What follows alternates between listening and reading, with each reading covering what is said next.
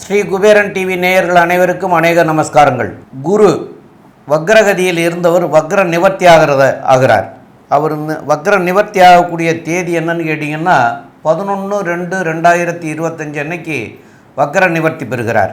அப்போ இந்த வக்ர நிவர்த்தி பெற்றால் எப்படி இருக்கும் அப்படிங்கிறத பற்றி பார்க்கறதுக்காக சக்தி ஜோதிட குழுவின் சார்பாக அடியேன் சக்தி சோமையாகிய நானும், டாக்டர் ஆஸ்ட்ரோ KS ஐயங்கார் அவர்களும், டாக்டர் ஹரிஹர சர்மா ஐயா அவர்களும் வந்திருக்கின்றோம். இப்பொழுது நம்முடைய குரு வக்கர நிவர்த்தி பலன் அப்படின்னு சொல்கிற போது இந்த வக்கரமாகிற தேதி அன்னைக்கு கிரகங்கள் எந்த நிலையில் இருக்குது அப்படிங்கிறதெல்லாம் ஐயா டாக்டர் ஹரிஹர சர்மா ஐயா அவங்க சொல்லுவாங்க. நமஸ்காரம். நிகழும் மங்களகரமான குரோதி வருஷம். குரோதி வருஷத்துலேயும் பார்த்தோம் அப்படின்னாக்க தை மாதம் 29ஆம் தேதி இருக்கிறதுலையே வசந்த கிழமையான செவ்வாய்க்கிழமை அன்னைக்கு குரு வக்ர நிவர்த்தி அடைகிறாரு. குரு ஒவ்வொரு இதுக்கும் ராசிக்கு கிடக்கிறதுக்கு சற்றேறக்குறைய 360 நாள் ஆகும். ஏன் அப்படின்னு கேட்டிங்கனாக்க ஆங்கில கணக்குப்படி 365 நாள், லீப் வருஷம்னா 365 நாள், நம்மளுடைய தமிழ் பஞ்சாங்கத்துப்படி 360 நாள். அப்போ சற்றேறக்குறைய 9 நட்சத்திர பாதத்துக்கும் 9×4 36 வருஷம், 360 நாள். இந்த 360 நாளில் அவர் சற்றேறக்குறைய 4 மாதம், சற்றேறக்குறைய 120 நாள் வக்ரத்தில் இருந்துட்டார். வக்ரம் அப்படின்னாக்க பின்னோக்கி செல்வது அல்லது பலம் இழக்கக்கூடிய நாட்கள். இப்போ இந்த பலம் இழந்த நாட்களில் முடிச்சுட்டு திருப்பி குரு தன்னுடைய ரிஷப வீட்டில் பலம் பெறக்கூடிய நாள் அப்படின்றதான் வக்ர நிவர்த்தி நாள். இந்த வக்ர நிவர்த்தி அடையும் பொழுது என்னென்ன நற்பலன்கள் என்னென்ன தீபலன்கள் இருக்குது அப்படின்றத நம்ம விரிவாக ஒவ்வொரு ராசிக்கும் பார்ப்போம். இதை தவிர பார்த்தோம்னாக்க இந்த வக்ரா ஆகி நிவர்த்தி அடைகிற நாளில் என்னென்ன கிரகங்கள் என்னென்ன நிலையில் இருக்கிறாங்க அப்படின்னு பார்ப்போம். காலபுருஷ தத்துவத்தின்படி 2வது இடமான ரிஷபத்தில் குரு பகவான் இருக்கார். அங்கேயே அவர் வக்ர நிவர்த்தி அடைகிறாரு. வக்ர நிவர்த்தி அடைகிறது என்ன இதில் அடைகிறாரு அப்படின்னாக்க ரோகிணி நட்சத்திரத்துக்கு வராரு. அங்கேயே 90 நாள், அதாவது 90 நாள் இருக்க போகிறாரு. அடுத்த குரு பெயர்ச்சி அப்படின்றது 11 மே 2025 அன்னைக்கு அடுத்த குரு பெயர்ச்சி. அப்போ இதில் பார்த்தோம் அப்படின்னாக்க இந்த 360 நாளில் வக்ரகதி 120 நாள், வக்ரம் இல்லாமல் ஒரு 90 நாள், 210 நாள், பாக்கி அதில் ஒரு 150 நாள். அப்போ டோட்டலாக பார்த்தா 240 நாள் குரு வக்ரம் இல்லாமல் இருந்தது, 120 நாள் வக்ரத்தோடு இருக்கிறது. வக்ர பலன்களை நீங்கள் இப்போ இந்த காலகட்டங்களில் அனுபவிச்சிருப்பீங்க. வக்ரம் பலம் இழந்தது. இப்போ வக்ரம் நிவர்த்தி ஆகக்கூடிய காலகட்டங்களில் என்னென்ன நற்பலன்கள் பார்ப்போம். காலபுருஷ தத்துவத்தின்படி 2வது ராசியான ரிஷபத்தில் குரு பகவானும், 3வது இடமான மிதுனத்தில் செவ்வாய் பகவானும், 6ஆம் இடமான கன்னியில் கேது பகவானும், இதை தவிர பெயர் அன்னைக்கு சூரிய பகவான் மகர சங்கரமணத்தில் மகரத்திலையும், புத பகவானும் சனி பகவானும் கும்பத்திலையும், சுக்கிரனும் ராகுவும் காலபுருஷ தத்துவத்தின்படி 12வது ராசியான மீனத்திலையும் இருக்கிறாங்க. இதில் இன்னொரு விசேஷம் அப்படின்னாக்க சுக்கிர பகவானை பொறுத்தளவுக்கு பரிவர்த்தனை யோகம் பெற்றிருக்கிறாரு.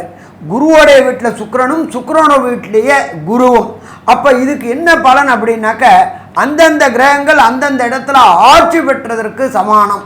அப்போ தனக்காரனான குரு, கலத்திரக்காரனான சுக்கிரன் அந்தந்த வீட்டில் ஆட்சி பெற்று பலம் பெற்று இருக்கிறாங்க. இந்த வக்ர நிவர்த்தி முடிஞ்ச விட்டு திருமண தடைகள், கடந்த காலகட்டங்களில் குரு வக்ரமாக இருந்ததுனால திருமண தடைகள் தாமதங்கள் ஏற்பட்டு இருந்த அத்தனை பேருக்குமே திருமண தடைகளும் தாமதங்களும் விலகக்கூடிய காலகட்டங்கள். சரி, இதை தவிர இந்த குரு நிவர்த்தி அடையக்கூடிய காலகட்டங்களில் நாம் செய்ய வேண்டிய எளிய பரிகாரங்கள் என்னென்ன, எல்லா ராசிக்காரங்களுமே இந்த சொல்லக்கூடிய எளிய பரிகாரங்களை செய்யலாமா? செய்யலாம். அது என்னென்ன எளிய பரிகாரம் அப்படின்றத டாக்டர் ஆஸ்ட்ரோ KS ஐயங்கார் அவங்க விரிவாகவும் விளக்கமாகவும் சொல்லுவாங்க. ஐயா, அற்புதமாக சொன்னீங்க. அதாவது குரு வக்ர நிவர்த்தி காலகட்டம்னு பார்த்தேன்னா இப்போ ஒரு 90 நாள் இருக்கார். அதாவது குரு ஒரு ராசிக்கும் ஒரு வருஷம் இருக்கக்கூடிய காலகட்டம். பொதுவாகவே 5ஆம் இடம், குருவிலிருந்து 5ஆம் இடத்துல சூரியன் இருந்து அவர் 8ஆம் இடம் 7ஆம் இடத்தை தாண்டி வரக்கூடிய காலகட்டத்தில் வக்ர நிவர்த்தி அடைகிறார். 9ஆம் இடம் வரக்கூடிய இடத்துல சூரியன் வரக்கூடிய இடத்துல வக்ர நிவர்த்தி அடைகிறார். இப்போ பார்த்தாலேனால் குரு வக்ர நிவர்த்தி அடைகிறார், பெரிய விசேஷம். அதை தவிர சுக்கிரனோட பரிவர்த்தனை யோகமும் இருக்குது. இதனால் வந்து மிகப்பெரிய ஏற்றத்தை கொடுக்கக்கூடிய காலகட்டமாக போகிறது. இந்த காலகட்டத்தில் சில ராசிக்காரர்களுக்கு சற்று பிரச்சனைகள் இருக்கக்கூடும். அவர்களுக்கு பார்த்தீங்கன்னா எளிய பரிகாரம் அப்படின்னு சொல்லக்கூடியது குரு காயத்ரி மந்திரத்தை சொல்கிறது ரொம்பவும் நல்லது. குரு காயத்ரி மந்திரம் அப்படின்னு சொல்லக்கூடியது என்ன அப்படின்னா, ஓம் ரிஷபத்வஜாய வித்மஹே கிருணிஹஸ்தாய தீமஹி தன்னோ குரு பிரச்சோதயாத்து அப்படின்ற குரு காயத்ரி மந்திரமும், அதை தவிர இன்னொரு காயத்ரி மந்திரம் இருக்குது குருவுக்கு.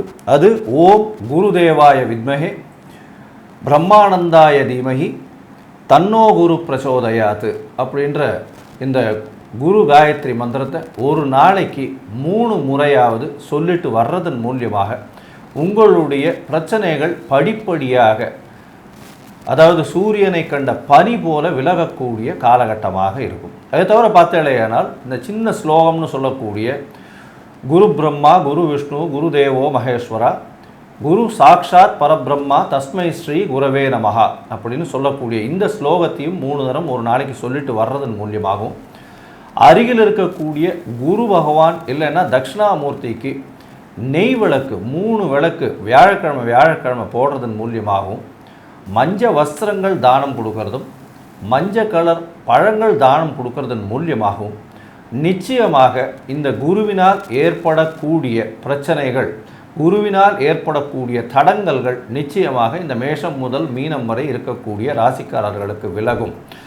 இதை தவிர பார்த்தீங்கன்னா ஒரு குரு பிரச்சனைகள் இருக்கக்கூடியவர்களுக்கு, அதாவது எந்த ராசிக்காரர்களுக்கு பிரச்சனைகள் இருக்கோ அருகில் இருக்கக்கூடிய கோவிலில் போயிட்டு உங்களால் முடிஞ்ச அளவுக்கு தானங்கள் தர்மங்கள் கொடுக்கறதும், கல்விக்கு கூட கொஞ்சம் உங்களால் முடிஞ்ச அளவுக்கு செலவு பண்ணுறதும், நெய் வந்து தானம் கொடுக்கறதும் ஒரு பெரிய ஏற்றத்தையும் மாற்றத்தையும் உங்கள் வாழ்வில் நிச்சயமாக கொண்டு வந்து தரும். இப்போது மேஷம் முதல் மீனம் வரை ஒரு ராசியாக குருவினுடைய வக்ர நிவர்த்தி என்ன ஒரு பெரிய மாற்றத்தை ஏற்படுத்தும் அப்படின்றத ஒன்றொன்னா பார்க்கலாம். அன்பார்ந்த கன்னியாராசி அன்பர்களே, இத்தனை நாள் உங்கள் ராசியை குரு வக்ரத்திலிருந்து பார்த்துட்டு இருந்தார். உடல் நலத்தில் தொந்தரவு இருந்துகிட்டு இருந்துச்சு. நம்ம பொறுத்தளவுக்கு கேது எப்போதுமே நுண்கிருமிகளுக்கு அதிபதின்னு சொல்லுவோம். இந்த கொரோனா காலத்தில் கேது பகவான் அங்கே நுண்கிருமிகளை இருந்ததுனால தான் அந்த கொரோனா வைரஸ் பரவினுச்சு அப்படின்னு ஒரு வழக்கு மொழியும் இருந்துச்சு. அப்போ இதே மாதிரி உங்களுக்கு ராசியில் உள்ள கேது பகவானை குரு வக்ரகதியில் பார்த்ததுனால இந்த ராசிக்காரர்களுக்கு உடல் நலத்தில் தொந்தரவு, அதாவது யூரினரி இன்ஃபெக்ஷனு, அதே போல் ஃபுட் பாய்சன், இதே மாதிரி இந்த சின்ன சின்ன உபாதைகள் இருந்துச்சு. பிறப்புறுப்பு பின்னுறுப்பில் ப்ராப்ளங்கள் இருந்துகிட்டு இருந்துச்சு. அதே போல் கர்ப்பமான பெண்களுக்கு பொறுத்தளவுக்கு கர்ப்பத்தில் அபாஷன் ஏற்பட்டுக்கிட்டு இருந்த கதிகள்லாம் இருந்துகிட்டு இருந்துச்சு. எப்போ குரு வக்ரமாக இருந்த காலகட்டங்களில், புத்திரக்காரனான குரு உங்களுடைய ராசியை பார்க்கக்கூடிய காலகட்டங்களில், இப்போ இவர் 11/2/2025 வக்ரம் நிவர்த்தி ஆகிறாரு. அவர் வக்ரம் நிவர்த்தி ஆகி உங்களுடைய ராசியை பார்க்கும்போது, ராசியில் உள்ள கேதுவை பார்க்கும்போது கண்டிப்பாக முன்னேற்றம் இருக்குமா? முன்னேற்றம் இருக்கும். எப்போ ஒரு ராசியை குரு பார்த்தாரு அப்படின்னாலே ஏற்றம் ஏற்றம் ஏற்றம் ஏற்றம் ஏற்றம். அப்போ கன்னியாராசிக்காரங்களுக்கு பொறுத்தளவுக்கு இந்த காலகட்டங்களில் அமோகமான ஏற்றம் இருக்குமா? அமோகமான ஏற்றம் இருக்கும். சரி, அடுத்தது குரு பகவான் எங்கே இருக்கார்? 9ல் இருக்கார். ஜோதிஷ சாஸ்திரத்தில் என்ன சொல்லியிருக்கிறாங்க? ஓடி போனவனுக்கு 9ல் குருவும் அகப்பட்டு கொண்டவனுக்கு அஷ்டமத்தில் சனியும் அப்படிம்பாங்க. ஆனால் இப்போ உங்களுக்கு அஷ்டமத்தில் சனி இல்லை, 6ல் சனி பகவான் இருக்கார். நல்லதா? நல்லது. அப்போ ஓடி போனவனுக்கு 9ல் குருனா என்ன அப்படின்னாக்க, ஊரை விட்டு பிரிந்து வெளியூர் வெளிமாநிலம் வெளிநாடு சென்று வேலை பார்க்கக்கூடிய தன்மை உண்டு. ஒரு சில பேருக்கு பார்த்தீங்கன்னா உள்ளூரில் இருந்தாக்க பிழைப்பு கிடைக்கிறது கொஞ்சம் கஷ்டமாக இருக்கும், வேலை கிடைக்கிறது கொஞ்சம் கஷ்டமாக இருக்கும். அவருடைய தகுதி திறமைக்கு உண்டான வேலைகள் அங்கே கிடைக்காது. ஆனால் வெளியூரில் போகும்பொழுது உங்களுடைய படிப்புக்கு உண்டான வேலை கிடைக்கக்கூடிய வாய்ப்புகள் உண்டு. அதுவும் பொறுத்தளவுக்கு வெளியூர் வெளிமாநிலம் வெளிநாட்டில் கிடைக்கக்கூடிய வாய்ப்புகள் உண்டு. உள்ளூரில் பார்த்தோம்னாக்க சொற்ப வருமானம் இருக்கும். வெளியூர் வெளிமாநிலம் வெளிநாட்டில் போய் வேலை கிடைச்சி சேரும்பொழுது அதிகமான வருமானம் கிடைக்கக்கூடிய வாய்ப்புகள் உண்டு. சரி, இதை தவிர பிரகஸ்பதியான குரு பகவான் உங்களுடைய ராசிக்கு 9ஆம் இடத்துல இருந்துக்கிட்டு அவர் சப்தம பார்வையாக 7ஆம் பார்வையாக உங்களுடைய 3ஆம் இடத்தை பார்க்குறார். நம்ம ஜோதிஷ சாஸ்திரத்தில் சொல்கிறது 3ஆம் இடம் அப்படின்றது முயற்சி ஸ்தானம் அப்படின்றது.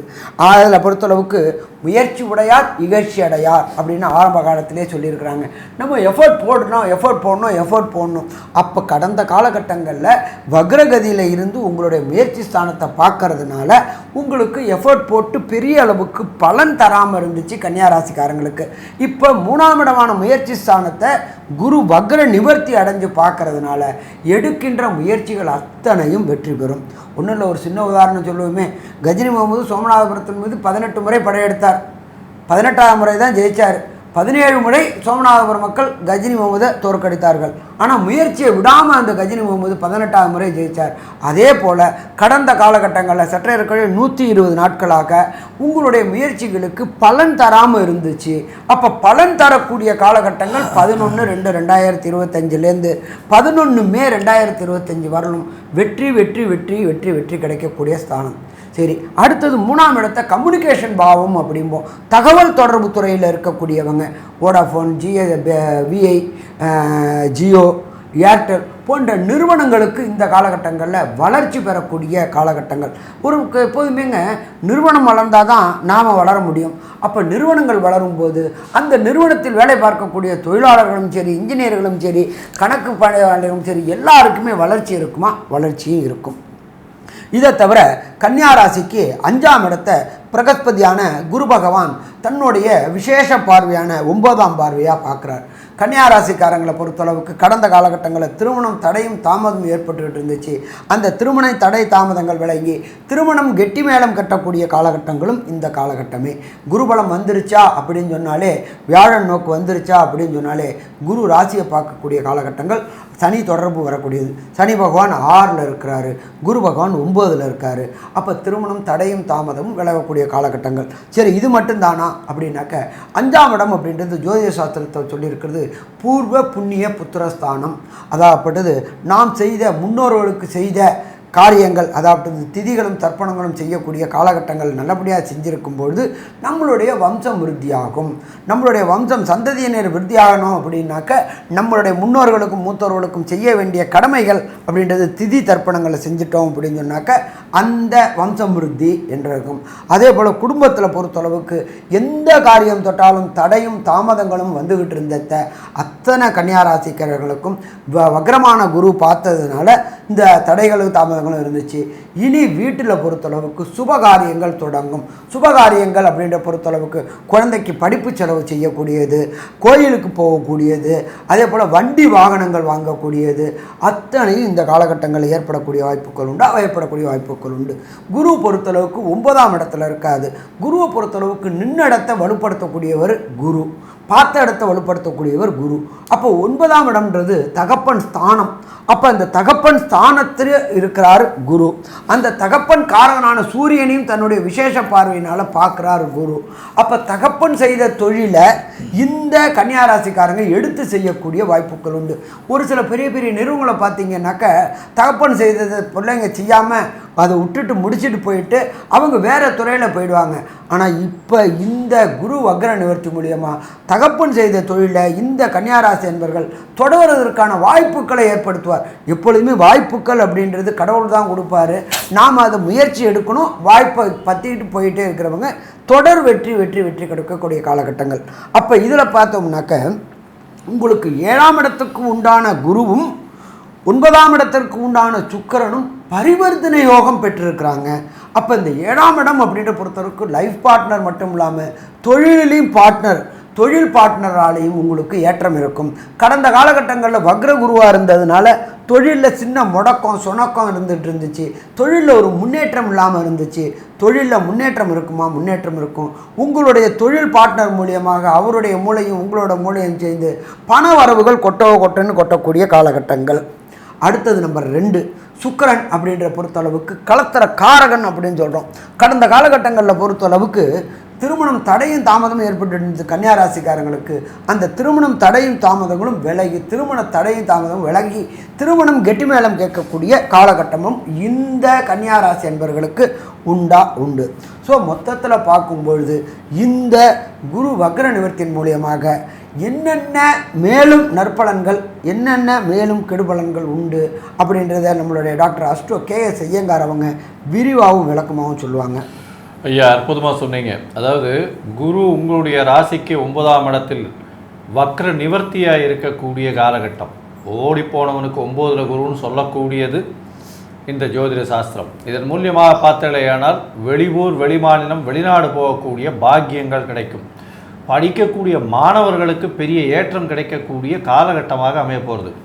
உங்களுடைய ராசிக்கு பார்த்தேன்னா 9ஆம் இடத்துல இருக்கக்கூடிய குரு உங்களுடைய ராசியையும் பார்க்குறார், முயற்சி ஸ்தானமான 3ஆம் இடத்தையும் பார்க்குறார். அதற்கு பிறகு பூர்வ புண்ணிய புத்திர ஸ்தானமாகிய 5ஆம் இடத்தையும் பார்க்குறார். இதன் மூலியமாக பார்த்தலையானால் உங்களுக்கு பெரிய ஏற்றங்கள் வரக்கூடிய வாய்ப்புகள் உண்டு. இவ்வளவு நாள் உடல்நிலையில் சற்று பின்னடைவு இருந்தது எல்லாமே இப்போ நல்லபடியாக மாற்றங்கள் ஏற்பட்டு பெரிய ஏற்றங்கள் வரக்கூடிய காலகட்டம். அதுவும் பார்த்தேன்னா ஏப்ரல் மாதத்திலிருந்து கேத்துவும் உங்களுடைய ராசிக்கு 12ஆம் இடத்துக்கு போய்டுறார். இதன் மூலியமாக பார்த்தேன்னா உங்களுடைய உடல்நிலையில் நல்ல ஒரு ஏற்றம் கிடைக்கக்கூடிய காலகட்டமாகவே அமைய போகிறது. உங்களுடைய ராசிக்கு பார்த்தேனால் 3ஆம் இடத்தை குரு பார்க்குறார். முயற்சி ஸ்தான அதிபதி அப்படின்னு சொல்லக்கூடியவர் செவ்வாய். அவர்களுடைய இடத்த விருச்சிகத்தை பார்க்கறது பெரிய விசேஷம். இதன் மூலியமாக புது முயற்சிகள், அதுவும் சாஃப்ட்வேர், ஹார்ட்வேர் இதிலெல்லாம் இருக்கிறவங்களுக்கெல்லாம் பார்த்தீங்கன்னா சாஃப்ட்வேரில் ப்ராஜெக்ட்ஸ் ஏதாவது இது பண்ணுறீங்க, இதெல்லாம் ஒரு பெரிய ஏற்றத்தை கொடுக்கும். அதுவும் தவிர பார்த்தாலேயானால் கலைத்துறையில் இருக்கிறவங்க, இன்ஸ்ட்ருமெண்டல் மியூசிக், புல்லாங்குழல் மியூசிக் இது பண்ணுறவங்க, அது தவிர கிட்டார், இந்த மாதிரியான இன்ஸ்ட்ருமெண்டல் மியூசிக் இருக்கிறவங்க, வீணை, இந்த மாதிரியான விஷயங்கள் இது பண்ணுறவங்களுக்கு பெரிய ஏற்றம், திடீர் ஏற்றம் வரக்கூடிய காலகட்டமாக அமைய போகிறது. இதை தவிர பார்த்தீர்களேயானால் உங்களுடைய ராசிக்கு கவிதை எழுதுகிறவங்க, கட்டுரை எழுதுகிறவங்க, பேப்பர் வியாபாரம் பண்ணுறவங்க, புத்தகம் எழுதுகிறவங்க, பாடல் கலை, அதாவது பாட்டு எழுதக்கூடிய கவிஞர்கள், இவர்களுக்கெல்லாம் இந்த கன்னியா ராசிக்காரர்களாக இருந்தால் பெரிய ஏற்றம், திடீர் மாற்றங்கள் கிடைக்கும். புதுசாக அவங்களுக்கு என்ட்ரி கிடைக்கக்கூடிய காலகட்டம். அது தவிர ஆர்ட் டைரக்டர்ஸ் அப்படின்னு சொல்லக்கூடியவர், இந்த கலை இதுவெல்லாம் வைக்கக்கூடிய, அதாவது ஒரு பழைய படங்கள் எடுக்கிறாங்க, இந்த காலகட்டத்தை அந்த காலகட்டத்தை தொழுது அப்படியே கொண்டு போகக்கூடிய காட்சிகளை படுத்துகிறாங்க, அவங்களுக்கெல்லாம் பெரிய ஏற்றம் கிடைக்கக்கூடிய காலகட்டமாக அமைய போகிறது. இந்த குரு வக்ர நிவர்த்தியில் பார்த்தலையானால் ராசிக்கு 5ஆம் இடத்தை குரு பார்க்குறார். 5ஆம் இடம்னு சொல்லக்கூடியது உங்களுக்கு புதிய பதவி வரும். புதிய பதவி, புகழ், அந்தஸ்து, கௌரவம் இதெல்லாம் வரக்கூடிய காலகட்டமாக அமைய போகிறது. அது தவிர பார்த்தலையானால் குழந்தை பிராப்தி நிச்சயமாக கிடைக்கும். குழந்தை பிராப்தி கிடைக்கக்கூடிய காலகட்டமாக இருக்குது. ஏன்னா குரு அவரே புத்திர காரகன், அவர் புத்திர ஸ்தானமாகி உங்களுடைய 5ஆம் இடத்தை பார்க்குறார். இதன் மூலியமாக நிச்சயமாக குழந்தை பிராப்தி உண்டு. ஏன்னா 5ஆம் அதிபதியும் 6ஆம் இடத்துல அவர் இருக்கிறதுனால, அதாவது ஆட்சி பெற்ற கும்பசனியாக இருக்கிறதுனாலையும் குழந்தை பிராப்தி உண்டு. ஆனாலும் மருத்துவ இன்டர்வென்ஷனால் குழந்தை பிறக்கக்கூடிய வாய்ப்புகள் மிகவும் அதிகமாக இருக்கும். இந்த காலகட்டத்தில் பார்த்தலையானால் குருவும் சுக்கிரனும் பரிவர்த்தனை யோகம், சப்தமாதிபதியும் 9ஆம் அதிபதியும் பரிவர்த்தனை யோகம் படுறது பெரிய ஏற்றம். எதிர்பாலினத்தோர் மூலியமாக திடீர் பணலாபங்கள் வரும். வெளிநாடு வெளியூர் போகக்கூடிய பாக்கியங்கள் கிடைக்கக்கூடிய காலகட்டமாக அமையும். வீட்டில் மிகப்பெரிய செல்வம் வரக்கூடிய காலகட்டங்கள் நிச்சயமாக இருக்கும். உங்களுடைய பார்ட்னர்ஷிப் தொழிலில் பெரிய ஏற்றம், மாற்றங்கள் இருக்கக்கூடிய காலகட்டமாக இருக்கும். இந்த காலகட்டத்தில் பார்த்தீங்கன்னா உங்களுடைய ராசிக்கு 2ஆம் அதிபதியும் உச்சம் பெற்று போனதுனால பண வரவிற்கு பஞ்சம் இல்லாமல் இருக்கக்கூடிய காலகட்டம். பாக்கியங்கள் மிகவும் அதிகமாக நடக்கும். நீங்கள் நினைத்த காரியங்கள் திடீரென்று நிச்சயமாக நடக்கக்கூடிய காலகட்டமாக அமைய போகிறது. இந்த காலகட்டத்தில் பார்த்தீங்கன்னா உங்களுடைய தசாபுக்தி இந்த காலகட்டத்தில் நல்லபடியாக இருந்ததே ஆனால் எல்லா விதமான ஏற்றங்களும் இருக்கும். ஒருவேளை உங்களுடைய தசாபுக்தி, அந்தரம், சூக்ஷ்மம் இதெல்லாம் சற்று பின்னடைவில் இருந்ததுனால் எந்த கோவிலுக்கு போகலாம், குருவுக்கு என்ன பரிகாரம் செய்யலாம், அது தவிர எந்த கோவில் மூலியமாக உங்களுக்கு நல்ல ஏற்றங்கள் கிடைக்கக்கூடும் அப்படின்றத பற்றி டாக்டர் ஐயா கிட்ட கேட்போம். ஐயா ரொம்ப அற்புதமாக தெளிவாக சொன்னீங்க ஐயா ரெண்டு பேருமே. இப்போது குரு வக்கர நிவர்த்தி பலன் நம்ம பார்த்துட்ருக்கிறது. அந்த வக்கர நிவர்த்தி பலனில் உங்களுடைய ராசிக்கு 9ஆம் இடத்துல குரு பரிவர்த்தனை யோகம் பெற்று போயிருக்கார். அதே போல் உங்களுக்கு ராசியினுடைய 6ஆம் இடத்துல சனி பகவானும் ஆட்சி பெற்று போயிருக்கார். இந்த மாதிரிலாம் இருக்கிற காரணத்தினால தசாநாதனோ புத்திநாதனோ சூட்சமம் அந்தரம் இதெல்லாம் சரியாக இல்லை. அப்படிங்கிற போது நீங்கள் சிவகங்கை மாவட்டத்தில் பட்டமங்கலம்னு ஒரு ஸ்தலம் இருக்குது. அது குருஸ்தலம். அந்த பட்டமங்கலத்துக்கு போயிட்டு வியாழக்கிழமை இன்றைக்கி போகணும். ஒரு 3 தீபம் வாங்கி ஏற்றலாம். அந்த 3 தீபம் ஏற்றி வழிபட்டுட்டு வந்தீங்கன்னா உங்களுக்கு நன்மையாக மாறக்கூடிய வாய்ப்புகள் உண்டு. இதை மாத்திரம் செய்தால் பத்தாது. அப்போ இதை செய்கிறதுக்கு என்னென்னு கேட்டிங்கன்னா, தான தர்மங்கள் அதிகமாக பண்ணணும். அப்போ அந்த தான தர்மங்கள் என்னவா பண்ணலாம் அப்படின்னு கேட்டிங்கன்னா, மஞ்சள் கொடுக்கலாம். கோயிலுக்கு வர்றவங்க எல்லாருக்குமே 1 கிலோ 2 கிலோ மஞ்சளை வாங்கிட்டு போய் எல்லாருக்குமே மஞ்சள் தானமாக கொடுக்கலாம். எலுமிச்சம்பழம் தானமாக கொடுக்கலாம். இல்லைன்னு சொன்னால் உங்களால் தங்கம் வாங்கி கொடுக்க முடிஞ்சால் கூட, தங்கம் தாலிக்காக திருமணம் பண்ண வேண்டிய குழந்தைகள் இருக்குது, கஷ்டப்படுற குடும்பம் அப்படின்னா தாலி கூட வாங்கி கொடுக்கலாம் தங்கத்தால். அதெல்லாம் பண்ணிங்கன்னா உங்களுக்கு இந்த தர்மம் உங்களுக்கும் உங்களுடைய சந்ததியரையும் மிக மிக சிறப்பாக வாழ வைக்கக்கூடிய வாய்ப்புகள் உண்டு.